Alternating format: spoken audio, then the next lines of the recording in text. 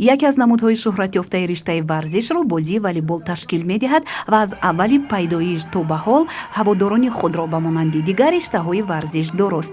бо мақсади тарғибу ташвиқи варзиши волейбол байни наврасону ҷавонон, дӯстии байни варзишгарон ва муайян намудани дастаи ноҳиявӣ аз намуди волейбол дар деҳаи алигалабони ҷамоати деҳоти ҳакимии ноҳияи Нуробод мусобиқаи кушоди ноҳиявӣ аз намуди волейбол оғоз гардид. чорабинии мазкур бахшида ба рӯзи модар бо дастгирии ҷавони меҳандӯсту варзишпарвари деҳаи Алигалабон Фазлиддин Афғонов гузаронида шуд.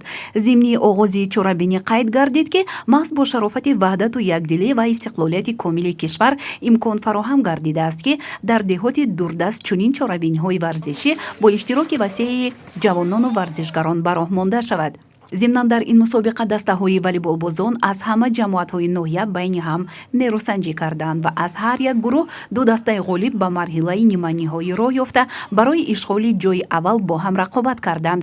мусобиқаи мазкур бо мақсади оммавияти варзиши намуди волейбол ва таҳкими тарзи ҳаёти солим дар ноҳияи Нуробод дар асоси нақшаи тасдиқгардидаи мақомоти иҷроияи ҳокимияти давлатии ноҳияи Нуробод аз рӯи усули деҳа ба деҳа ташкилу баргузор карда шуд. тавре масъулини бахши корбоҷавонон ва варзиши ноҳияи Нуробод иттилоъ доданд, чунин тадбирҳои варзишӣ бо ҷалби васеъи наврасону ҷавонон ва сокинони ноҳия дар арафаи иду ҷашнҳои давлатӣ пайваста гузаронида мешавад.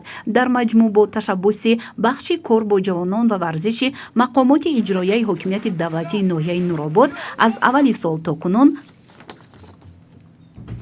дар ҳудуди ноҳия 9 мусобиқаи волейбол бо усули деҳа ба деҳа гузаронида шудааст. мақсади асосии баргузории сабқати волейболбозон ин ташвиқу тарғиби варзиш дар ноҳия, таҳкими дӯстӣ миёни варзишгарон ва дур намудани онҳо аз ҳар гуна амалҳои номатлуб маънидод гардида дар оянда низ баргузории ин гуна мусобиқаҳо ба нақша гирифта шуданд. машғул гардидани наврасону ҷавонон ба навъҳои гуногуни варзиш онҳоро аз амалҳои номатлуб дур мекунад. ин чорабинӣ бори дигар нишон дод ки ба намуди варзиши волейбол дар минтақаҳо низ таваҷҷӯҳи зиёд зоҳир гардида бахусус дар деҳоти кишвар бозии волейбол мухлисони бешумор дорад. дар чорабинии варзишӣ 21 даста аз 6 ҷамоати деҳоти ноҳия байни ҳам қувваозмоӣ карданд. ҳамин тариқ ҷойи аввал насиби дастаи волейболбозони деҳаи Обилурди деҳоти Хумдон, ҷойи дуввум деҳаи Ҳасандараи деҳоти Ҳакимӣ ва ҷойи сеюм дастаи Алигалабони деҳоти Ҳакимӣ гардид. ғолибон бо мукофоти молию пулӣ ва ҷому ифтихорномаҳо қадрдонӣ карда шуданд. ҳамчунин дастандаркорон ва дигар нафароне ки дар баргузории мусобиқаи мазкур саҳм гузоштанд бо сипосномаҳои бахши ҷавонон ва варзиши мақомоти иҷроияи ҳокимияти давлатии ноҳияи Нуробод сарфароз гардонида шуданд.